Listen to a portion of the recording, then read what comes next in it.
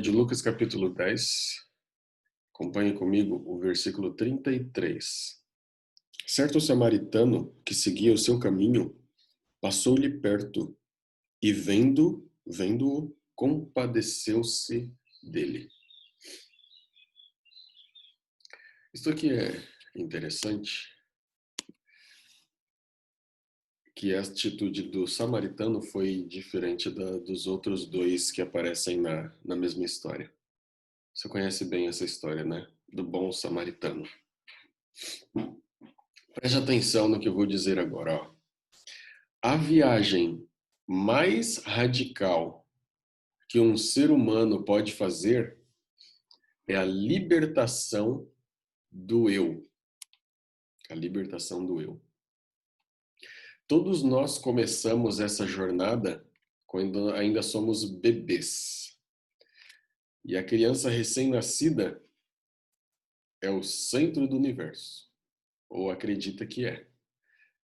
Então, quando a criança é criança, pensa que tudo gira em torno dela.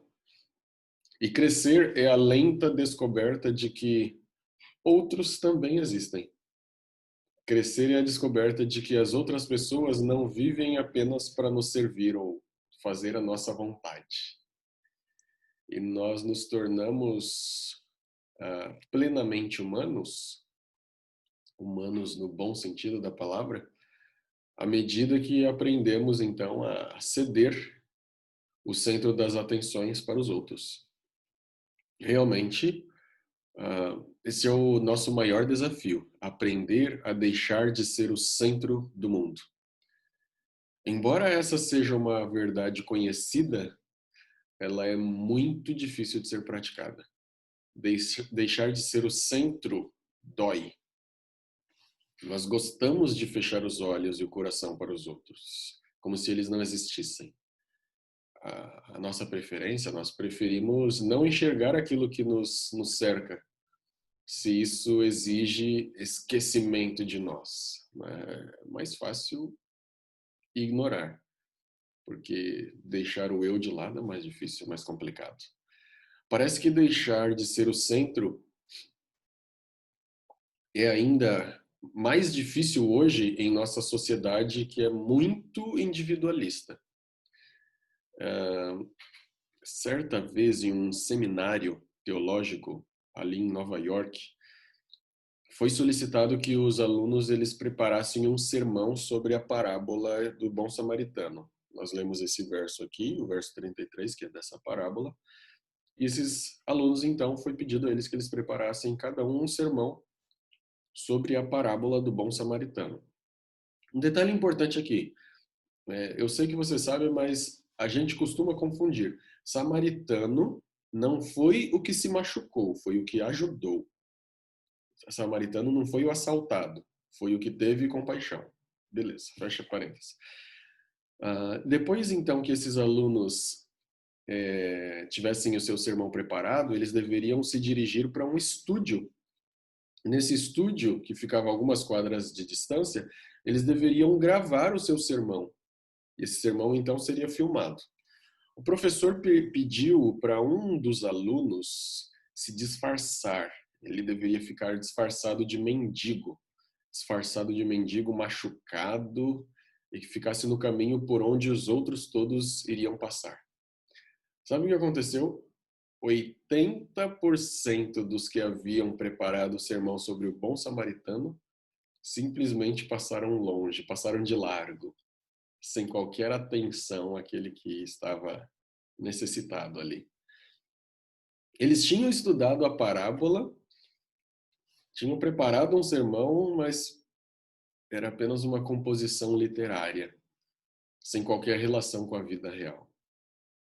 Eles viram como fonte de inspiração de um belo discurso, mas não como inspiração de um estilo de vida.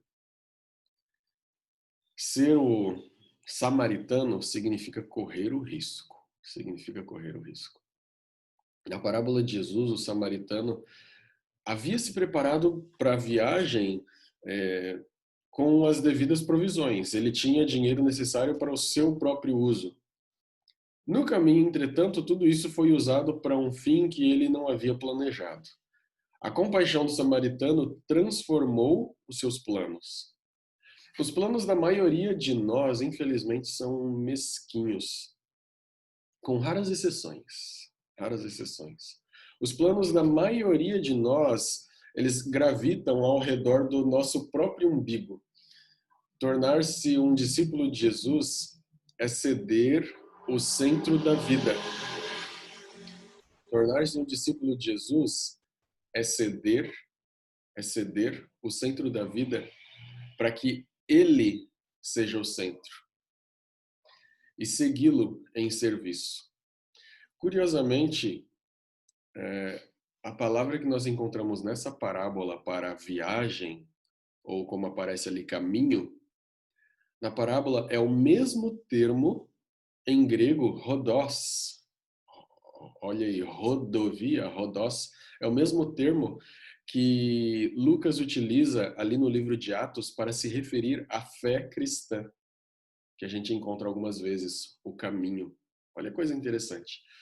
A nossa jornada cristã, os nossos caminhos, eles precisam se identificar com a nossa fé, com o caminho, com a fé cristã. Que eu e você tenhamos abnegação, pois isto vai revelar nossa verdadeira compreensão acerca de Deus. A verdadeira compreensão acerca de Deus. Amém? Alguém gostaria de dizer algo? Gostaria de falar, Jaque? Então, pastor, às vezes a gente se pergunta, né, onde que a gente se encaixa nessa parábola do bom samaritano, né? Porque às vezes eu não sou o bom samaritano, porque a gente teria que se encaixar no bom samaritano, né? Ali nas ações dele. E como o exemplo desses, né, que estudaram a palavra e tudo, eles não se encaixaram no samaritano, então muitas vezes nós não nos encaixamos também. E se a gente não se encaixa como bom samaritano, que outro lugar a gente se encaixa?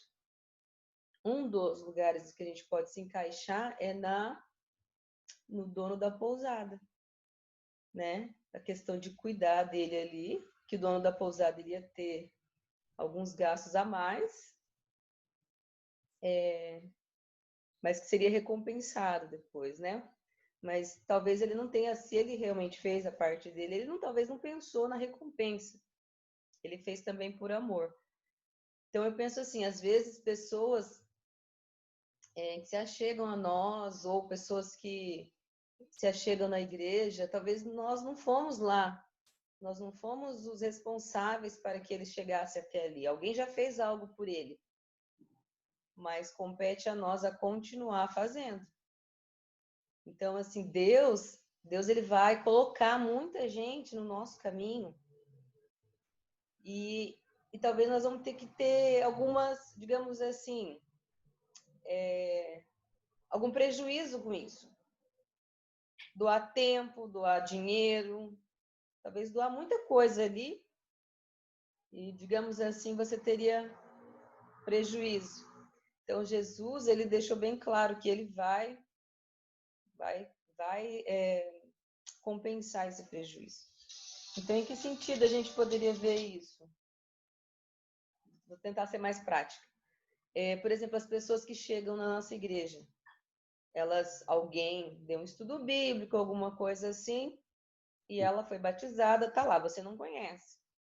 Então, qual seria a nossa função? E talvez, eu não trouxe ela para a igreja, não tenho que discipular, não tenho nada a ver com isso. Na verdade, não é bem assim. Nós temos sim. A partir do momento que alguém entra na igreja, a responsabilidade dela, da vida dela, do caminhar, desses primeiros passos, é minha, porque eu tô ali dentro. Então, com relação a fazer uma amizade, a fazer uma visita, a acolher, ver as necessidades, porque não é porque a pessoa se batizou que ela já está pronta. Às vezes a gente tem essa visão errada. Não, ela vai precisar de muita ajuda, é agora que ela vai precisar. Uhum. Né? Então, eu tive uma experiência, não sei se eu posso me alongar aqui, eu tive uma experiência de uma família que entrou na igreja, tinha feito batismo e tudo, eu conhecia só de vista, mas eu olhei assim e falei assim, o que eu posso fazer por eles? E eu falei assim, vou oferecer outro estudo. E aí, conversando e tal, e realmente eu ofereci um outro estudo sobre um outro assunto para eles, porque eu falei assim, eles não podem parar de estudar. E aí fomos fazer outro estudo, fizemos amizade, abri a minha casa para eles e tal. Então, assim, foi incrível, foi incrível. Eu falo assim que eu já fui tão recompensada com isso, tipo, foi tão bom para mim que eu falei assim, gente, é o que nós temos que fazer sempre, todo dia. Atrair as pessoas para mais perto da gente, fazer amizade, porque agora ela criou um outro vínculo ali dentro. A pessoa que discipulou ela está discipulando uma outra pessoa, né? Não que não dê importância, né? Mas ela está vendo que tem mais gente que se importa com ela, tem mais gente que se importa com a vida dela. Então ela já criou mais amizade, criou mais vínculo. Então eu tenho certeza que vai ser muito, muito mais difícil dela se afastar, porque ela já criou laços. Então as pessoas quando entram na igreja, elas precisam criar laços. Depende de nós que estamos ali. Talvez eu não fiz a função do bom samaritano, mas eu tenho que fazer a função do homem lá que hospedou ele, vai ter que cuidar e vai ter, né, que fazer a parte dele ali. Então, a gente refletir um pouquinho. A gente tem que fazer a parte do camarada ali da hospedaria, mas Hospedar? principalmente do bom samaritano. Fala, Ellen. Principalmente. Então, eu concordo com a Jaque. A nossa vida, ela deve ser de exemplo também, não só de preceito. Não basta a gente aprender a ser o bom samaritano e não praticar isso daí. Tem uma frase que as pessoas costumam, eu já ouvi várias vezes, o seu exemplo grita tão alto que eu não ouço a sua voz. Uhum. Então, às vezes o nosso mau exemplo é tão forte que tudo que você ensinar não vai resolver de nada. Tem que praticar. Temos que pedir a Deus a cada dia para nos ajudar a olhar com os olhos dele. Ah, mas eu não vejo ninguém para ajudar. Ore a Deus e peça que ele te ajude a olhar com os olhos dele.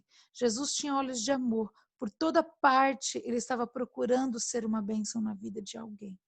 Essa deve ser nossa oração a cada dia, a cada despertar. Que hoje eu seja uma bênção, que o Senhor me ajude a enxergar quem está precisando de mim, a começar pelos de casa. Tá? O exemplo começa em casa. Porque nós não podemos simplesmente chegar para o nosso irmão e falar assim, eu vou orar por você, tá? Se aquenta, se farte, vai em paz. E não botei a mão para fazer nada. Uhum. É importante o exemplo. E toda vez que nós ajudamos alguém, a alegria que a gente sente em Deus por ter feito algo, por ter sido naquele momento as mãos de Papai do Céu para poder ajudar a pessoa, é muito maior do que a alegria que aquele que está sendo ajudado recebeu. Por isso que a Bíblia fala, é melhor dar do que receber. Porque a nossa alegria se torna completa de ver os olhos do outro brilhando e sempre que seja para a honra e glória de Deus, que o nome de Deus seja louvado em todas as coisas. Gratidão não vai vir para nós, tem que vir para o nome do Senhor. Amém. Pai querido, Pai de amor, nós te agradecemos porque o Senhor tem cuidado de nós. Amém. Te agradecemos por mais esta boa manhã que nos concedeu, por estes momentos que passamos aqui, meditando nesta lição que o Senhor deixou para cada um de nós, de como ser um bom samaritano na vida de alguém. Ajuda-nos, Senhor, para que possamos enxergar as pessoas que necessitam de Ti, do Teu amor. Abre os nossos olhos espirituais para que possamos ver. Amém. Tudo de bom para vocês. Até amanhã. Amanhã, hoje é sexta, né? Amanhã, então, nos encontramos às 8. Tá ok? Abraço.